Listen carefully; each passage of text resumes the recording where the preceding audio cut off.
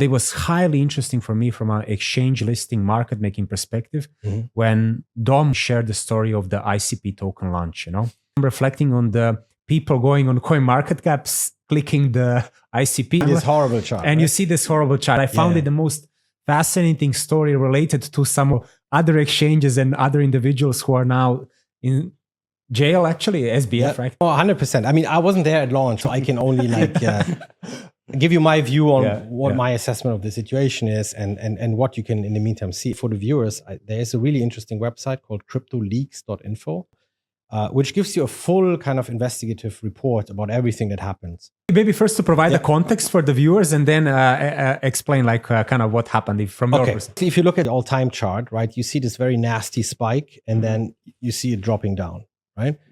And it obviously looks horrible. Like for people that don't know about the internet computer and are just, triggered by charts, they look at it and then they say, okay, next. Pretty quickly after launch, like the token price ran through the roof and then relatively quickly from that high top.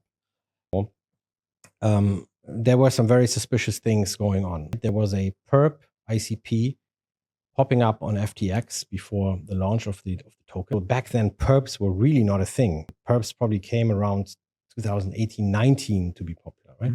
You had a perp on FTX, which set very, very high price expectations. He had nothing to do with it. Once the spot market opens, spot and perp try to kind of go the same direction. So there was a huge kind of rise in the spot markets, and some people kind of then took advantage of this. But there's some evidence that some major players that you just mentioned have been involved. There were smear campaigns about it. It sounded like a very odd. We've seen the FTX collapse. We have seen Celsius collapsing. I mean, BitConnect, let alone BitConnect, right? We've seen so many scandals that I think it's even beyond imagination what some people would actually do to kind of rip off. Yeah. It's a sad story, but a fascinating story, and it gives you a deep dive into how a few of these market makers operate. What I really want to say is that first to congratulate DFINITY actually to going through a very successful development. Surviving and growing. But surviving as well, because we, both Demetrios and myself, we come from a trading, market making, liquidity provision background, and we know how impactful pricing can be. I think an interesting story for many to be read, challenging, but the one that you have as a project and as a team handled really, really well.